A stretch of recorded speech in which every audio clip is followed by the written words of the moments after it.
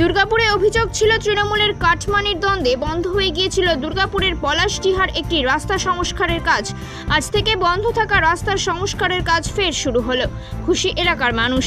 মাস খানেকের বেশি সময় ধরে বন্ধ হয়ে থাকার পর ফের শুরু হলো রাস্তা সংস্কারের কাজ।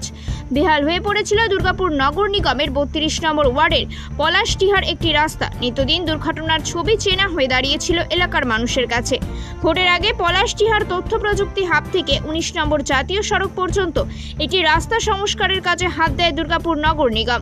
কিন্তু রাস্তা সংস্কারের কাজ শুরু হওয়ার কয়েকদিনের মধ্যেই বন্ধ হয়ে যায় এই সংস্কারের কাজ। বৃহস্পতিবার দুপুর 1টায় পলাশডিহার সেই রাস্তা দেখতে আসেন দুর্গাপুর নগর নিগমের প্রশাসক মণ্ডলীর ভাইস চেয়ারপারসন অমিতাভ বন্দ্যোপাধ্যায়। নগর নিগমের ইঞ্জিনিয়ার ও আধিকারিকদের নিয়ে আজ দুর্গাপুরের পলাশডিহার সেই রাস্তার কাজ দেখাশোনা করতে আসেন।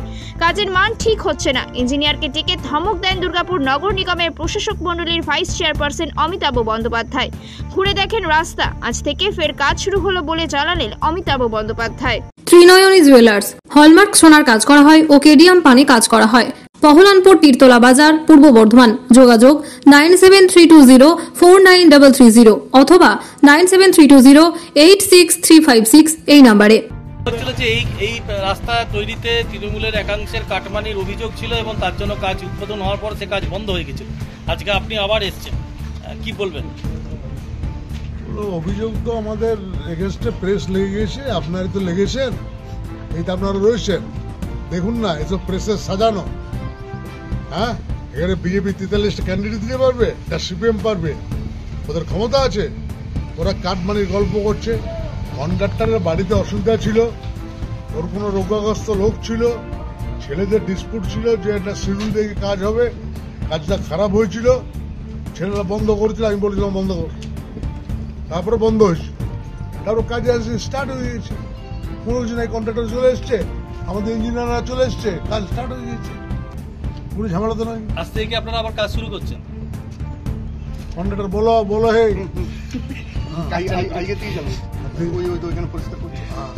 আমার ছেলেরা রইল, ওদের সঙ্গে নিয়ে কাজ করবে, ঠিক আছে? আচ্ছা, বিজেপির অভিযোগকে কি বলবেন? বিরোধীদের যে অভিযোগ, কি বলবেন? কিছুই নাই ওদের কিছুই নাই।